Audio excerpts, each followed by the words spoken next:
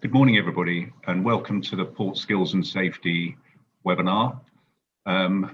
You're watching this on our swap card platform, which is, it's sort of like a Zoom call, but it will give you the opportunity to network with other attendees and ask questions. You should see to the right of your screen a question bar, and that is where you can post the questions, and anybody who's an attendee with a green dot is live, so you can network with them. The seminar lasts all morning, so you'll have plenty of time to interact and post your questions. This morning's session is going to be led by Jen Maddison. She is the head of HSEQ at the Port of Tyne, and it's going to be an update session, and there'll be some opportunity to post questions at the end. So Jen, over to you. Thank you, Robert. Well, welcome everybody. Good morning, and thank you for attending our first virtual PSS group meeting. We've got over 60 people on the call today, so it's great to have you all with us. Thank you for that. Thank you also to the PSS team and to Clarion Events for setting this up so that we can meet again after quite a long period of dealing with COVID and other things. So I'd like to pass you over first to David Brown, our chairman of PSS. Thanks, David. Jen, thank you very much, and good morning, everyone. My name is David Brown, as you can see. My daytime job, or maybe nighttime job, is Chief Executive of Bristol Port, and I'm also Chair of Port Skills and Safety. And just to echo the further two thanks, thank you for everyone for turning up today. It's much appreciated, and I hope you get some real value from the session. Thank you also to Jaynes and the team for organising it, and you'll hear more from her and her team later, and also to Robert for facilitating it. It's much appreciated. I just want to say just a couple of things really to set a little bit of context for the further discussions. And quite rightly, as your chair, you're probably saying, what is PSS up to, or what are we up to as a board? A couple of bullet points, really. The first is we've reorganised. So we reorganised back in September, and I was very keen to have a board that actually did some heavy lifting. So we've now got 11 directors on board, and each director on that board has been given a specific responsibility, ranging from Rean, ranging to plant and equipment, ranging through to the process assurance model, and you'll get more details on the website and on the annual review I sent out.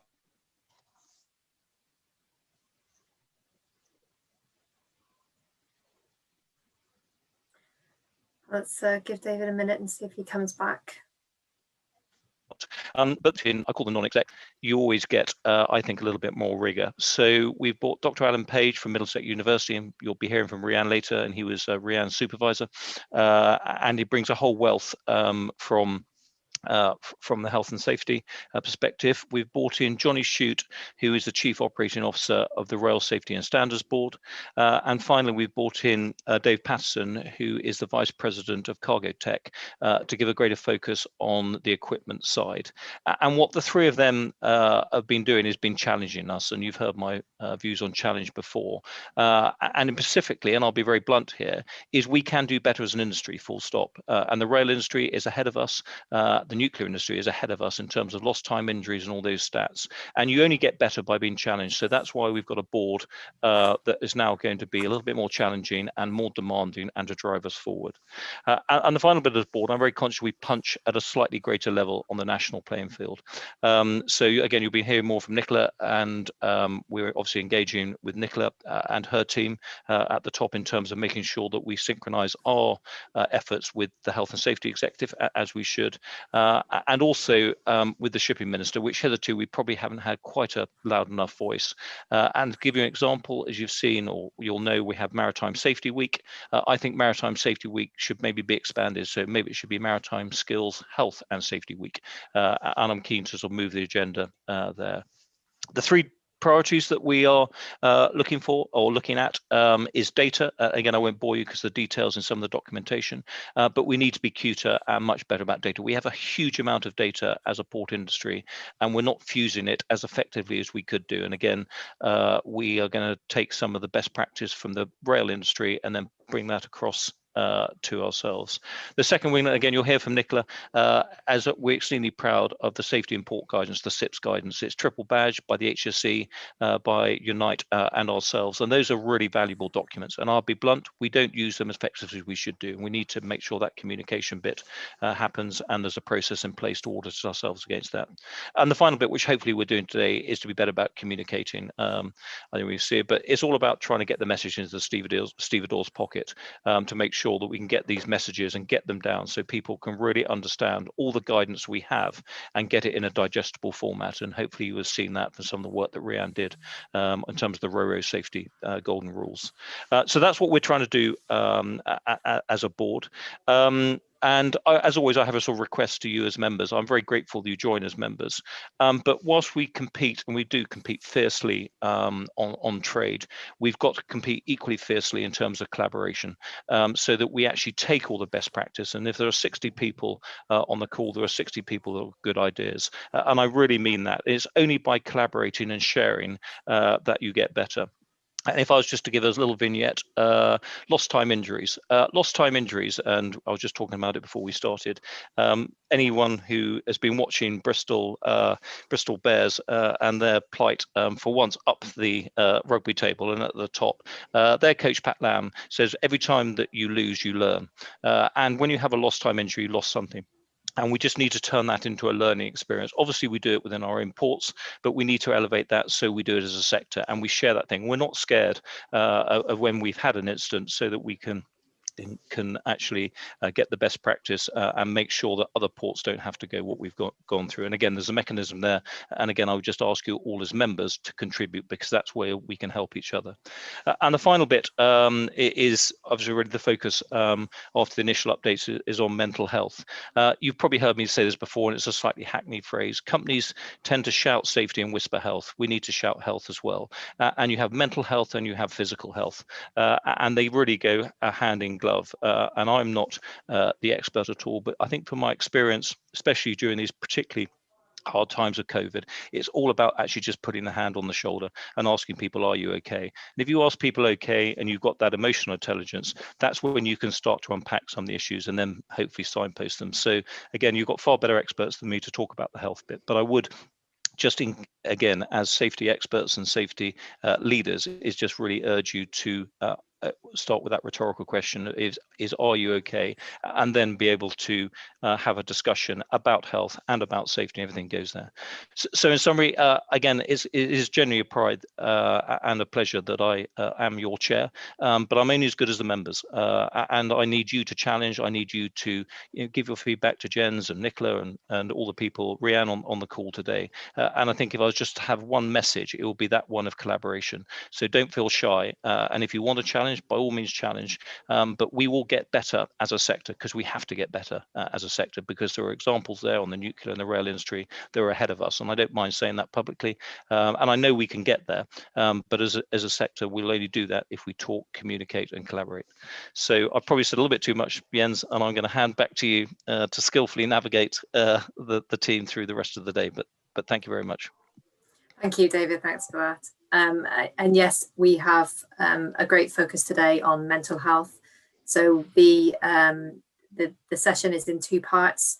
The second part is a roundtable discussion with some really great experts on mental health. So if you have questions for that, you can feed those in through the swap chat, swap card portal. But first, this first part of the session is with Rean and Nicola to give us some PSS and HSE updates. So I'll hand over to Rean first. Thank you. Thank you, Nick. Thank you, Jen, and thank you, David. Fantastic. Let me open up the presentation.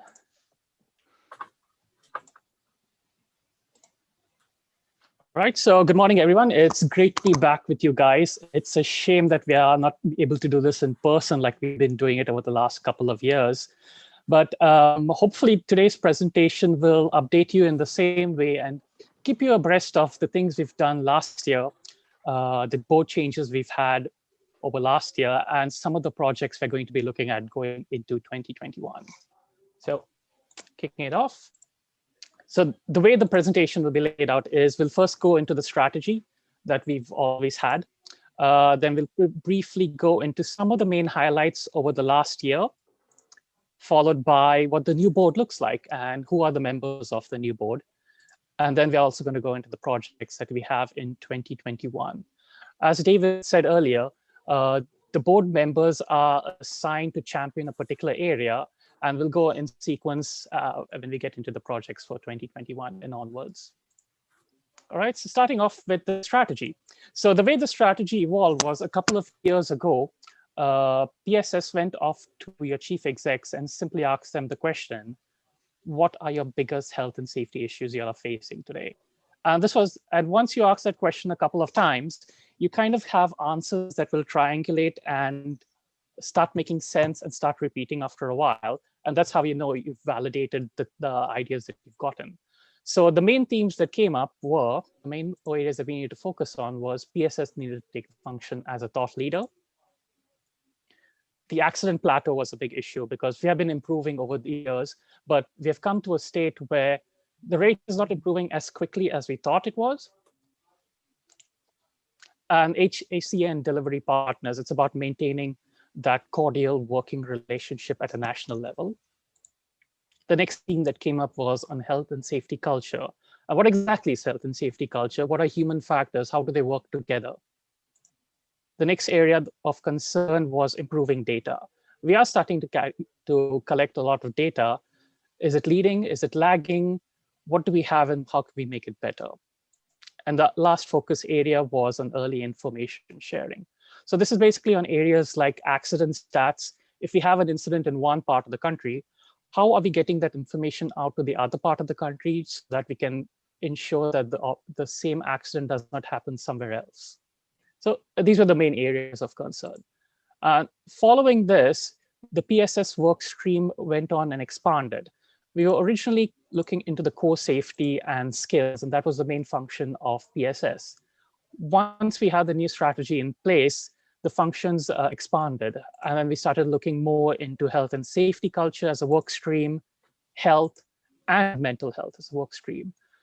The issues with health and mental health was, at that stage, we were kind of at the start of the journey, so we didn't really know where the port industry stands. In order to improve, you kind of first have to understand where you stand and have a benchmark as such. So our first tasks over here were to actually try and figure out where we stand as an industry, especially on health and mental health. All right, so port skills and safety. So for those of you who haven't actually met us in person, who are the people that actually do work at port skills and safety? So first off is Richard Steele. He's our chief executive. And yours truly, I'm the operations manager for health and safety. And then we have Sharon Quinton, who is our events and finance manager. And she's the person you're going to be getting in charge with, especially if you want any trainings organized. Next, we have Marcio Gonzalez, who joined us as the health safety and skills coordinator at the start of last year. And the newest addition to the team is Rob, who manages our comms. And Rob joined us midway through last year. So he joined us right in the middle of the pandemic. All right, and this is the team that works at Port Skills and Safety. So who is the board of Port Skills and Safety? So first off, from the Bristol Port Company, the chief executive, David Brown, and PSS chair. Then from Fourth Ports, the COO and our deputy chair, Stuart Wallace. From Kalmar, the vice president of South and West Europe, Dave Pattison. From Port Exec, chief executive, Martin Lawler. From the Rail Safety and Standards Boards, this is PSS basically for the rail standard. It's COO, Johnny Shute. And from Middlesex University, head of natural sciences, Dr. Alan Page. As David mentioned, Dr. Alan Page was in charge of my program when I did my master's in London, and he was also my dissertation supervisor. He's generally one of the smartest persons I have ever met. However, if he does mention that I was a problematic student and never completed my dissertation on time, that is a lie. From the Port of London Authority, the Director of Marine Operations is Peter Steen. From Hutchison Ports, the Head of Safety, Health and Environment, Eddie Scoggins. From Harwich Haven Authority, its Chief Executive, Neil Glendinning. Harwich Haven Authority's CFO, Jake Story, And last but not the least, of course, we have Richard Steele. So moving on to some of the highlights from last year, I don't have too much of time, so I'm just going to touch on a few select ones. One of the things that's really worth mentioning was the Safety in Ports SIP Impact Challenge. So basically, the background for this is the SIP documents that PSS holds is actually one of our key functions at Port Skills and Safety. And it's one of our key tools that we use to actually raise standards in health and safety across the UK ports. We have approximately about 20 plus documents that go in there, and they have to be reviewed periodically every couple of years. They are intensive in the sense that the review process does take months and months for a particular document, and reviewing the entire suite can take quite a few years to actually go through that.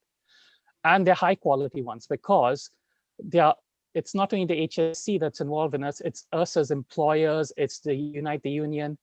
And there's a lot of really, really good information that we've put into it. But the HSC challenge was simply, if we are putting this much of time into getting these kind of documents out there, how can we be sure the membership is actually using them and they're using it to the best of their abilities? So that was the HSC challenge. It's basically, we've produced these fantastic documents. How are the members actually using it? And so for this, for this project, we had a secondment for part of the year. And it was in the form of Robert Mitchell-Moore from Fort Ports, who actually came in and established what an audit process would look like and how we would actually go about doing it. So the first SIP impact study was done, and you can see at the side the 8 ports that actually participated in the pilot study. Once it was completed, the report was filed and we launched it out to the general public. The results are actually really good. Among the ports, we had a high percentage of compliance. If you can see in this chart over here, I don't know if my mouse is pointing over there. So basically, the audit was carried out in 2 steps. The first step was we had a pre-visit questionnaire and then a post, in a sense that when we actually went to the port and had a observation and recording of findings. So it was 2 parts. Part A and Part B were before going to the port. Part C and Part D were taken at the port. So in Part C, you can see over here that the average compliance across all the ports with the SIPs was 93%. The remaining 7% was not non-compliance, but also partial non-compliance. So partially implementing it at the same time. The average rating on the perception of the importance of SIPs was 4.1, which is quite high. And it does shows that the SIP documents are actually known to the people in the ports and are being used. Excuse me. The highest compliance that we had across the ports was actually a whopping 98% with the SIP documents, which is excellent. And it does go to show that the members are actually using the SIP documents. So this report can be found on the website. And since part 1 is already completed, part 2 is now actually in process. And Marcia Gonzalez is leading on this one. So in case you do want to get in touch and you do want to know a little bit more about the process, Marcia is your man to get in touch with. Throughout the presentation, once we send it over to you, you'll see that I've dropped in hyperlinks over here, and this will actually take you directly to the report on the website. So as soon as you get the PDF of the document, you don't actually even have to search the website. You can just click in within the document here, and it will take you directly there. All right. The next thing I wanted to highlight was the self-mooring fatalities and the action that PSS took in response to that. So as a background, the MEIB published a couple of reports on self-mooring fatalities, specifically Cherry Sands, Milgarth, and Moira. And they wanted action to be taken on this after publishing the reports. PSS got together with the UK Harbour Masters Association, along with some marine professionals, and we created a draft guidance for SIP number 5. This draft was put out to consultation, and we all got valuable feedback, not only from the membership, but also from MEIB on how we can change it and how we can modify the guidance to better suit and make sure that we don't have the same fatalities in the future. Once we got the consultation out of the way, we actually held the guidance group meeting. And this meeting produced our first ever quadripartite guidance, which is basically a guidance document which is badged by the Health and Safety Executive, PSS, Unite the Union, and in addition, the UK Harbour Masters Association. And this, we were the first ones to get it out of the gate. This was completed, the entire process was completed and launched in November of 2020. Once our guidance was published, then we also started working with the UK Chamber of Shipping and the British Tug Masters Association, Tug Owners Association, sorry, to actually do a comparative analysis between the guidance on the wet side and the dry side to make sure they were kind of saying the same things. We were not contradicting each other. Once that comparative analysis was completed, it was actually submitted to MCA, and we could go ahead with making the amendments to COSWAP, and the MGM finally got issued in the start of this year. So excellent impact over here. The next thing I want to point out is also the success we had after the Ro-Ro fatalities. Once we had a couple of Ro-Ro fatal incidents in the port industry last year, we called together a huge working group across most of the ports, and we had it in the PSS office. And this is the first time we actually used a new methodology called an appreciative investigation. So it's similar to an accident investigation, but an appreciative investigation focuses on the positives and the things that create a good working day. Once you understand what creates a good working day, then you can actually go one step forward and make sure that every day is as close as possible to having a good working day. So it's more about building resilience. It's an accident investigation, but it's a focus on building resilience and the things that go well. So once we had the meeting, we actually voted and finalized 7 key themes that we wanted to draw focus to Ro-Ro operations. And these 7 key themes became the 7 leading principles of safety in Ro-Ro operations. Again, the poster and the video is available from the website. I just want to point out a little bit of safety thinking that's gone into the poster. You will notice that we've stuck to only 7 items. This is basically because of Miller's law. The human mind tends to focus only on 7 plus or minus 2 things. So the idea is if you expand the principles beyond that, it's much harder for people to remember that. And secondly, you will also see the language that's here in the poster. It's very safety 2 oriented. It's more about how you would create safety rather than things that aren't safe. So for instance, when it says reversing, it's a positive message. It's always minimize reversing wherever it is possible not to do so. It's not a negative message. The only 2 negatives, or the don't do's, are theme 5 and theme 6, which is number 5 is, it's said here it's mobiles, but it's mostly about distraction during the job. And it's making sure that you don't have tools or items on you that will actually distract you. Mobile phones, smartwatches, things like that all fall under the distraction area, and safety culture. So, and like I said, the link is dropped into the presentation as well, but you can just search the website as well if you want, and the poster is free. So on the skills side, the Harbour Master National Occupational Standards was updated. We've had a consultation put out, and all the skills professionals, the ports, were allowed to comment and make their changes. And it has now been updated officially into the National Occupational Standards database.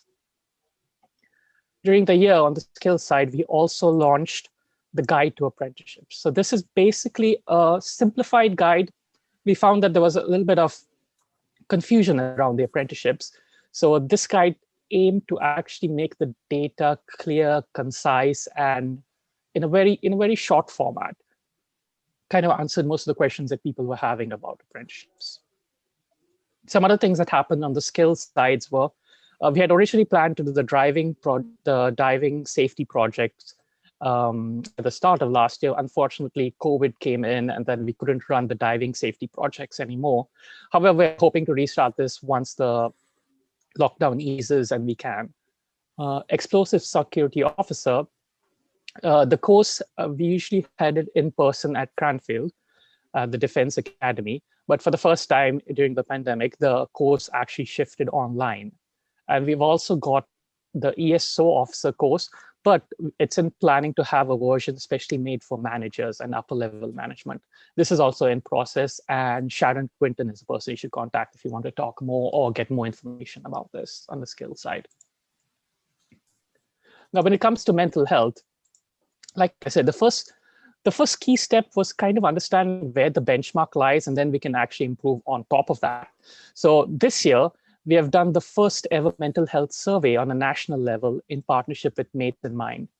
And we've also done a port employer survey as well, which ran concurrently. So the idea is, now that we've actually done this survey, we can now compare the data that we've gotten from the port industry. First of all, create a benchmark for the port industry, which has never happened before. But since we are using the same survey from Mates in Mind has used in construction, we can now compare ourselves to the construction industry as well. So it's quite an interesting time. We can actually see where we stand, which are the areas we need to work on and improve. So the survey was just completed last week, but the data is now going to be sent off to actually be analyzed and see what we can glean from the data. PSS is also offering for the first time, in partnership with Mates in Mind, our first mental health first aider training for ports. And the benefit of doing it as a collective is that we can offer a slightly lower cost, especially for ports that might not be able to afford the quotas that you would need to get this lower cost. We are planning on doing one, the earliest is next month, and Sharon Quinton again is the contact person for that if you do want to go on that course. Just a quick note over here that when it comes to mental health first aider is a fantastic initiative. But just like safety management, you kind of want to risk assess and make sure your organization is safe and risks are eliminated in the first place. Especially when it comes to mental health, this is important. And I would highly recommend the HSE stress management standards as a good place to start, because they kind of give you an idea of what healthy work looks like. And it kind of gets you to think about roles, resources, management of change, and things like that, which actually contributes to healthy work. So while mental health first aid is a great initiative, I would suggest that looking at things like the HSE stress management standards is a good starting point. Okay, lastly, in health and safety culture, we had a first collaborative report from members. So basically, earlier in the year, we put out a report on creation of health and safety culture. Now, health and safety culture is a highly nuanced topic. One size doesn't fit all, especially in the port industries. When it came to actually looking at health and safety culture, a good starting point is to follow the safety 2 principle, which is basically built upon success. So find out the people that are doing things well and learn from them. So basically, that's what this document is. This document gives you a collation of what has worked across the port industry. And the 3 main themes that kind of came out of this was visible felt leadership, workforce engagement, and support systems, which is kind of like the foundation that you need to be in place before you start talking about health and safety culture. The full report is available from the website as well, and the link is dropped into this presentation. So in addition to all of this work, special projects, the regular membership benefits continued as well. And the safety alerts were continued to be shared. One thing I would want to encourage you guys is that when it comes to safety alerts, you're not airing your dirty laundry as such. The actual sharing of safety alerts across the country helps us prevent a similar incident from happening in another place in the country. And we've actually had feedback from ports which have pretty much told us this. Sharing one or two of our safety alerts has proactively prevented an incident at their ports. So if you do have accidents where you'll have learned some valuable lessons from, please do share it with us.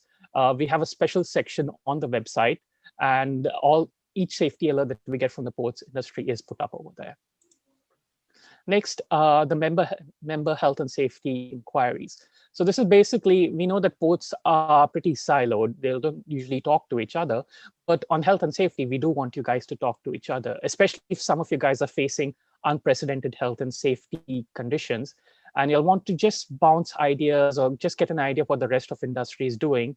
We do send an anonymized member inquiry out to the membership, and people get back to us with things they have done on these areas. And then we compile it and send it back to you. And we also put it on the website. It's anonymized, so you have absolutely no qualms about sending it here. The only thing I would ask is just when you do get in touch with us, just make sure it's health and safety related. Of course, then you'll have also been notified of any consultations that have come up, and we have made the compilations if necessary. A lot of these consultations have had their own data collecting software or programs. So in those instances, we pointed you directly to them. The last two we've done, I think, has been the BSI standards, and the previous one was HSE's consultation on dangerous goods. You've also had a regular social media engagement and monthly updates through the newsletters. We've had one campaign of protecting key people, and we've also put out the COVID Gazetteer. You're also getting your accident statistics, which are done both annually and biannually. The annual one is membership only, and the biannual is you will get these stats only if you're actually in the working group. So coming off to the projects that we have upcoming. Like I said before, each member of the group, each member of the board has a champion area that they focus on. So coming up to people and skills, the champions for this area is Martin Lawler and Dr. Alan Page. And basically all of these areas have an evidence-based approach. So in the skills section, it is what exactly is the skills uptake in the industry? How many people are actually using the standards that we've worked so hard to get to you guys? And based on that, the short-term plan is doing the survey and action planning on any corrective or preventive actions we need to take. The longer term would be an actual skill strategy for the sector so that we are proactively driving the strategy rather than reacting to it. When it comes to plant and equipment and process insurance, the champion for plant and equipment is Dave Patterson. For process assurance, it is Eddie Scoggins. For plant and equipment, the short-term plan is actually to find out where the incidents are happening in the accident stats. What are the causes of incidents with relations to plant and equipment? And the longer-term plans are actually setting up working groups that look at proactively engineering equipment that is fit and suitable for the port environment to ensure that we're actually eliminating incidents. When it comes to process assurance, one of the main projects we are looking at is, of course, completing round 2 of the SIP impact survey. But other 2 important projects includes this sprint on container lashing, which is basically trying to look at a new way of working, a new safer way of working on container lashing, and also building up on the RoRo success that we've had last year. When it comes to marine operations, the champions are Neil Leddenning and Peter Steen. The short-term goal over here is just deciding what are the priority areas we should be focusing on. And for the time being, it's looking like pilot ladders and weighted heaving lines will form at least 2 of the priority areas. And we're also looking at the Port Marines, working in partnership with the Port Marine Safety Group for the boarding and landing code. The longer term would be actually integrating the data that we're getting from the marine side and the land side and into the special big data project that's upcoming. In communications and policy, Richard Steele is the champion over here, and here you will start seeing more campaigns, more annual reports, etc. With regards to policy and strategy, Stuart Wallace is the champion here. And like I said, when I started the presentation, we did talk about the strategy that we've had up to now, but coming up, we will be looking at basically the evidence that's getting from all these other areas and distilling kind of a new board vision and a mission. This will be upcoming, and the vision will be informed by the data that we collect from the other work areas. And we're also going to be looking at sector plan KPIs. We did launch a sector plan a couple of years back, and now we'll be looking at new KPIs for signed up members. When it comes to data, the last area we need to focus on, the safety champion, the champion over here is Johnny Shute. And on the short-term plan, we're looking at updating the data that we're collecting and the way we're collecting the data and putting more of the data collection online. In the longer term, within the port industry, we're looking at a prototype project called, for the moment, it's been called SMIS, and it's a precursor model. So basically, in the rail industry, RSSB collects a lot of data because they are a legal body, and of course, they are legally required. Organizations in the rail industry are legally required to report to them. So with the data they collect, they have what's known as a precursor model.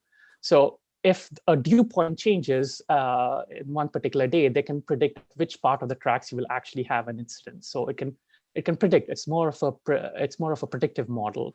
We're hoping to get something like this up and running in the ports industry in the longer term, which is within the next 3 to 5 years. So if we do get it up and running, we're hoping this will be like a national UK port intelligence management network, which will give us live data and actually provide us with heat maps of which areas we're most likely to see an incident happening in. And this will give us predictive accident prevention analysis, and it will help us identify root causes. It's an exciting time, but this is what we'll be aiming for in the next 3 to 5 years under the data project. So that's pretty much it for my presentation. We've had a brief look at the overview of the strategy. We've looked at a couple of highlights of this year. The SIP impact survey, SIP number 5, the self-mooring guidance, the leading principles of RoRo. We've looked at the Harbour Master North, the apprenticeship guide, and the building effective safety culture guide that we brought out. We also talked about the new board membership, as well as the projects in 21. We looked at the board champions, and we looked at the short and long-term projects for people and skills, plants and equipment, process assurance, marine operations, communication, policy strategy, and of course, the big data project. If you have any questions about this, feel free to type it into the chat, or if not, you can always drop us an email at info@portskillsonsafety, and we'll get in touch with you, or we can put you in touch with the champions for those particular areas. With that, I come to the end of my presentation. I hope it was valuable. Thanks for your time, everyone. Thank you, Rean. That was great. Thank you. I agree. It really is an exciting time for us, and I hope that really good summary shows everyone the sort of innovative and progressive work that the PSS team are doing to support the ports industry. And obviously, we can see that there's a lot of coordination with other industry bodies such as the MCA and the HSE and the UK Harbour Masters Authority, and all of that really adds great value and weight to the resources that are being produced, particularly the SIP guidance. So as Rean said, there is a huge amount of resource available on the website, and I really would encourage you to go and have a look at all of that that's available. Thanks, Rean. Nicola, I'll hand over to you for the HSE update. Thank you.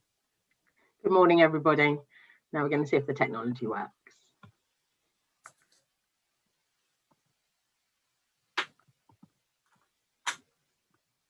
Rean always makes it look seamless.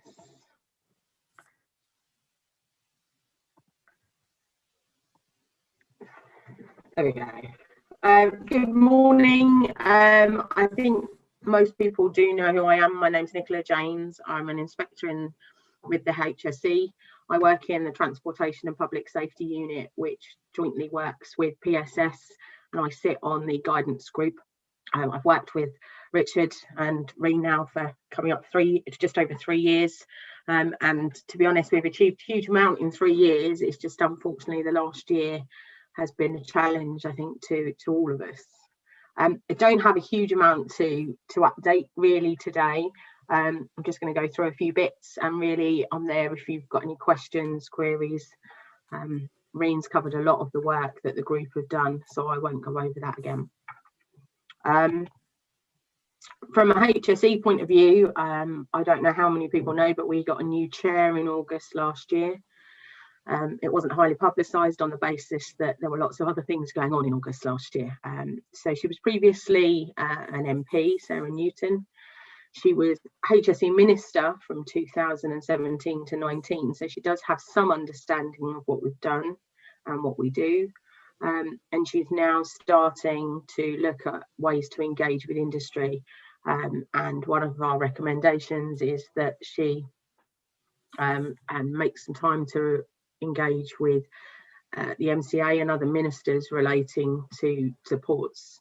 And I know that also potentially with Sarah and our chief exec, Sarah, just to make life a bit more complicated, that they are looking to hopefully hold a meeting with David Brown, probably virtually, unfortunately, rather than in person to see our port. But so Sarah Has got about 20 years experience of working with the civil service. She comes with very different ideas to Martin, but she's keen to see what we do, and I have already spoken to her about the work that we do in ports and how important the liaison and the engagement is between Health and Safety Executive and Port Skills and Safety specifically. Last year, well, it came with its challenges, didn't it? We all knew Brexit was coming. We'd had that year and we thought that was going to be our biggest challenge. You know, we thought there might be some queues somewhere at docks, and there might be lots of other things that we have to consider, new systems. And actually, if you think about 2020, that isn't what comes to mind, I don't think, for many people.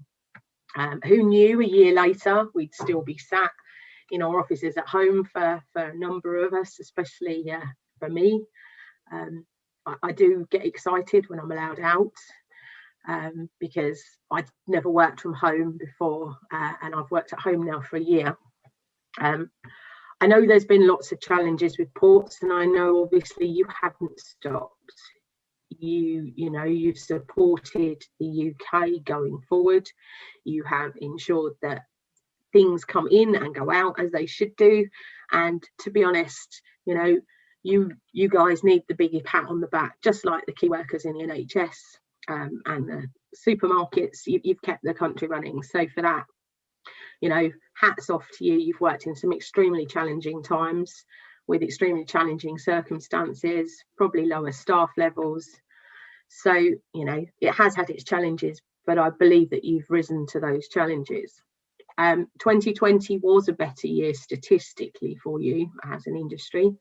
I met with Richard and David early last year before we weren't allowed out, and we talked about moving forward. Rean covered some of the challenges I set for skills, and I believe that actually Richard and David have moved those forward even in what was a very challenging year.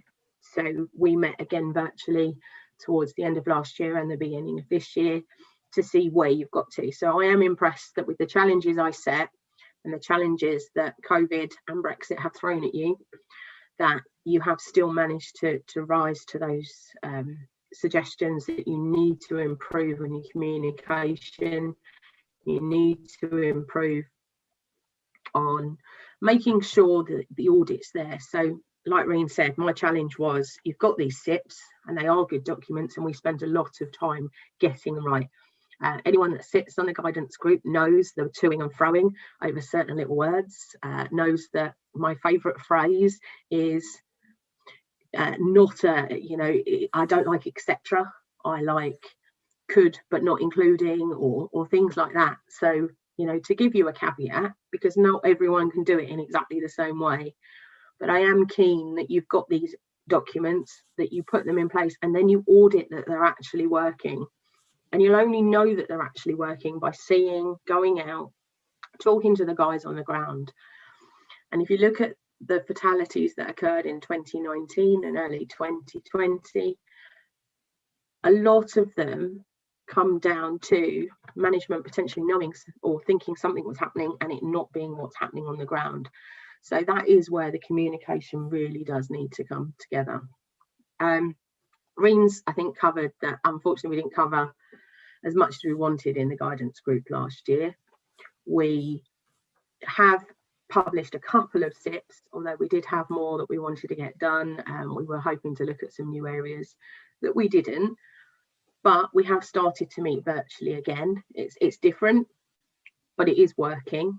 So hopefully we can finish those. My recollection is that actually out of the guidance suite, we've got 2 new documents in the pipeline. And other than maybe 1 or 2 that are potentially sitting somewhere on my laptop, we have now reviewed all the existing SIPs. So in 3 years, I do think we've, you know, as an industry, moved forward massively. David was right. You know, there are other industries that do it better, but as an industry, I do believe that you still do a lot better than others.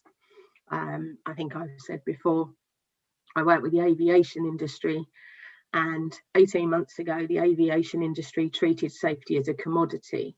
They truly believed that you didn't share anything. And in 18 months, I've moved them forward, but they're still not as good as you are. You know, they're starting to share a few safety alerts, but they don't have guidance. So, you know, you are up there with the better industries.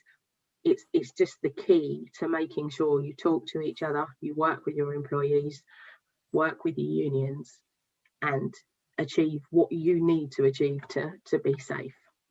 And just a personal thank you for me. I sent Richard and Rean a message saying, do you think you could send this out to members? I'm undertaking work on work-related road risk, driving for work, and I sent out a SNAP survey. And I know from port industry over 200 responses were received. So it's just a personal thank you to anybody that did that. I was slightly overwhelmed when I sent it to Rean and Richard. I got about 300 responses, which I thought, well, that's not bad for a survey. And then when we got the final results in, we had just under 2,000 responses. So even though only 200-ish came from the ports, I would like to thank you for that. COVID isn't going away. And I think just one of the things that we're covering with anyone that we talk to is COVID secure workplaces. It's been different. We've all learned as we've gone along. But as the economy reopens, businesses come back to having more staff. It is very key that nobody thinks, well, we've had the vaccine, we can now sit back and relax. It's very clear that until we're told otherwise, social distancing, cleaning, ventilation and hygiene are really key. So even if every single one of your employees is vaccinated and had both doses, they still shouldn't be sitting next to each other in the canteen. They still should be cohorting if they're having to share vehicles. You still should be having increased cleaning, and you still should be encouraging the clean hands and the catch it, bin it, kill it campaign. That's because even if you've had the vaccine, you can carry COVID, and therefore you could still take it home to somebody that hasn't been vaccinated. And not everyone will have the vaccine. Some people don't want to have it. You can't force them. I know I was talking to Richard yesterday actually about testing and lateral flow tests. I know it's not a simple process. I'm quite lucky. I can just tick a box and say I've got children at school, and therefore it's much easier than ordering them through the business, which is what I was doing previously before the children went back to school. So if you want to encourage testing, that's great. And actually it is going to be one of the key control measures. So if you can set it up, I know it's a process that's not simple, but if you can set it up and you can encourage your employees to undertake testing, it will hopefully speed up the recovery of the economy and the recovery of business, and us moving forward to hopefully being able to see our families a bit more as the year moves on. Because I know how hard it is to be able to go to work, to see your work colleagues, but not be able to go down the pub, not be able to go and see your family. My children spend a huge amount of time with my parents, and I can't. So it's very odd, but you know, so I know everyone's made sacrifices, but it's just moving forward. It's just to remind you, there's lots of guidance. My presentation will be available to anyone if I'm told where to send it. And you can click on those links, and those links take you through to the relevant things. A forward look. Rean talked about your sector plan. Rean talked about how you're looking to move forward. For me, it was very exciting talking to David about the changes in the board and how you've now got how there's different roles, how everyone's got a new focus, and what the plans are for the year. So I think that, you know, if you can meet those plans in the current climate, or even if you can meet half of them, you're striving to move forward, which is brilliant. I spend a huge amount of my time at the moment trying to update guidance on driving for work, and we will be launching by the summer new web pages for driving for work, which will replace the old document that I actually got the survey filled in for. Those web pages will be slightly more interactive, so they'll link to other areas of guidance. So if we're specifically talking about young drivers, It will link out to things like the Think campaign and the DFT guidance. So really, this is if anyone can think of any guidance that's specific to ports for people driving for work that would be relevant, if they want to contact me, that would be amazing.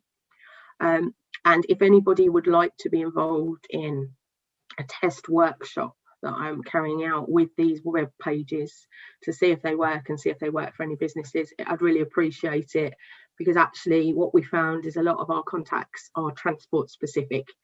And what we're trying to do with the guidance that we're creating is make sure it's not just transport specific, because the guidance we're creating is for anyone that drives for work. And that includes a lot of safety managers and things like that travel from site to site. They drive for work, although their job is not driving for work. So this guidance is aimed at all businesses, understanding that if they have employees that drive for work on a public road, or even on your port roads, that they should be doing certain things.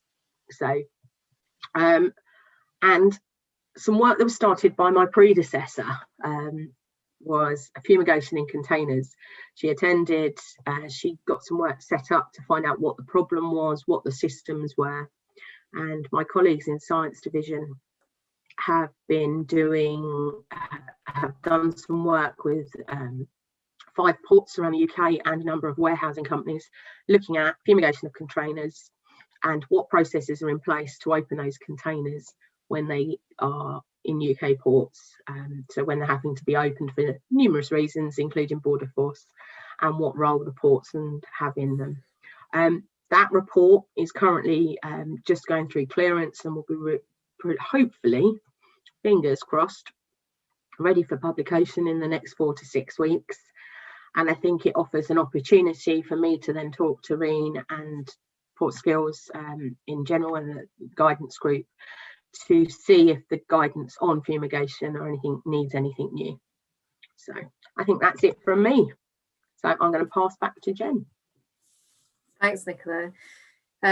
Thank you for your update, and obviously also for your ongoing support to the PSS and the guidance group, because your expertise is invaluable in all of this. So I think I think, as you said, we can acknowledge and sort of potentially celebrate the progress that we've made, but we need to look to those future challenges, don't we, to continue to improve along the line of the sector plan, and also to look at the focus of the SIPs, and that the reality of what's happening on site is actually what we envisage happening, looking at the guidance itself. And along with obviously dealing with all the ongoing challenges of COVID as it continues to move through. Yes, and hasn't gone away. Not at all. So I'm going to just, hopefully Robert will come in now in case there have been any questions on the chat as we've been going through. Robert, is there anything that we need to cover before we break for the next session? Yeah, there are several, and I'm trying to sort of distill them. There's an observation that the rail industry has been very proactive in sharing learning and best practice. And a question really about, it's further to David's point, about sharing learning outcomes from significant incidents. And are there any barriers that are impairing the flow of this information?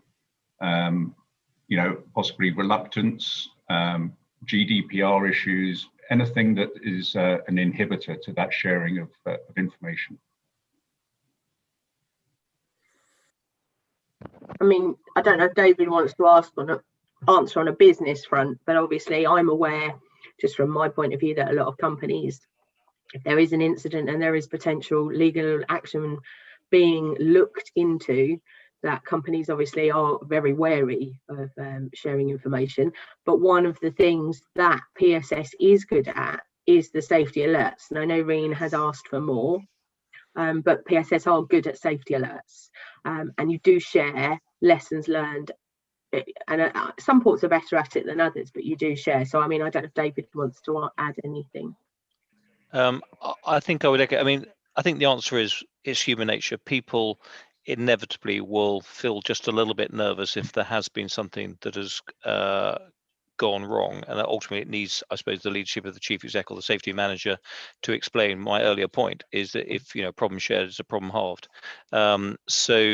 That I can't comment on. In terms of, all I can tell you is that I also sit on the UK Major Ports Group as one of the 10 ports there, and as 10 chief execs, we have all pledged to share anything that we feel will help another organisation. And we had an incident in the port with a reach stacker 18 months ago when the swivel button got depressed down, and we had an uncontrolled lift, and we shared that. And then within 24 hours, ABP also picked it up because they had a similar mechanism, and we sorted it. So that's just a small vignette. So that's the first point. I think again, I go back to my point. Those on the call, I believe you actually have a duty to share, and I hope you've got the sort of moral courage and the backing of your bosses. The second bit, and again, Rean, we do have a mechanism to do it, and that I think is good. I'm sure it can be improved, and I have no problem if people have got ideas of where we can go on that. And then I think the final bit is, mention was of rail. I'm absolutely all for best practice and different ways of doing it. That's why we've expanded the board. But one of the things I intend to do when I go to the minister, when I go to speak to Nicola's boss, is see what else other industries are doing, if we can pull that together and share it, because inevitably there are a load of interfaces with our sectors. We get rail in here, we obviously get road transport in there, so I don't think we've quite got those sort of strategic links we've had before, so that we can pull the resource and bring it together. So it's area that we need to improve on. I'm sure we can improve on, but it's just going to take, I'm afraid, a little bit of moral courage and personal leadership to get out there. But the top cover is there, and certainly I can only speak for UK MPG ports. We are, absolutely committed to doing that. Yes, I agree as well. I think after this meeting, we're going to actually start getting a bunch of more safety alerts starting to come in. But it's very true that when we start sharing the safety alerts, it's actually a leading indicator of a maturing culture. And it's just moving away from that thinking that it's something bad. It's actually really, really good. And the safety alerts that you guys share will actually help prevent an incident somewhere else in the UK. So we'll always keep banging the drum that please keep sharing. But if there's any practical reasons that you can't share these kind of reports, you obviously want to pass it through your legal teams and any other associate teams, your HR teams. But as soon as you get go ahead, we'd love to have any more of them that you can share. Thank you. I think, sorry, just one more, just to quickly add. I mean, as a board, we put in objectives. We have agreed, God forbid, if there is another very serious incident, that within 40 days, as PSS, we will assemble the experts from that incident to try and get some guidance out there. And again, Rean has touched on in terms of what we did on the row and we did on the lashing. So we're calling them sprints. So, if we do have something as a board, we have said that we will get together, and obviously we've got a little bit of time go, and obviously there will be potentially some sensitivities from Nicola's side, and the due investigation has got to happen. But we managed to navigate that successfully with the row 7 guiding principles. And I just feel passionately that we have a moral duty, because for every day after an incident you haven't shared it, you're putting another port and other people potentially in danger. And if we can get that out in a distilled format, well, then we have a duty to do it. Just maybe one last one, Jen, before the break, and I guess it might be directed at Rean. It was about the first aider course. Some ports have first aiders. I'm interested in feedback about how successful it has been and what sort of take up there's been. As far as mental health first aider goes, it's actually quite encouraging that a lot of ports have actually put in mental health first aiders, and they have trained people in the situations. Early reports that I've gotten back, I think this was from PD ports, if I'm not mistaken, once they have actually trained someone in mental health first aid and they've been identified, I think they have gotten, it was somewhere along the lines of 5 to 1. So that's basically a mental health intervention as opposed to a first aid intervention. So basically for every first aid intervention they've probably had around 5 or so mental health first aider interventions. So it's very effective. We don't know the scope of how many people actually do need. And it goes back to even the thing that David said. It's just about asking a simple question of how are you doing, and actually listening to the answer. We're finding out that once people are actually trained, there are a lot more people coming forward and actually talking to these people who have been trained. So there's application there, definitely. As far as uptake goes for our particular course, we need at least a minimum of around 8 to 10 people to run the actual course. Thanks, Rean. Jen, over to you. So everyone, we've got a short break now for 10 minutes, just a comfort break to grab a cup of coffee or whatever. We're going to come back in for the roundtable discussion at 20 to 11, which will be led by Richard Steele. So if you do have any questions for the speakers in that discussion, please do put those into the chat box so that the team can collate those and have them presented for the discussion. Thanks everyone for your time this morning, and we will see you shortly.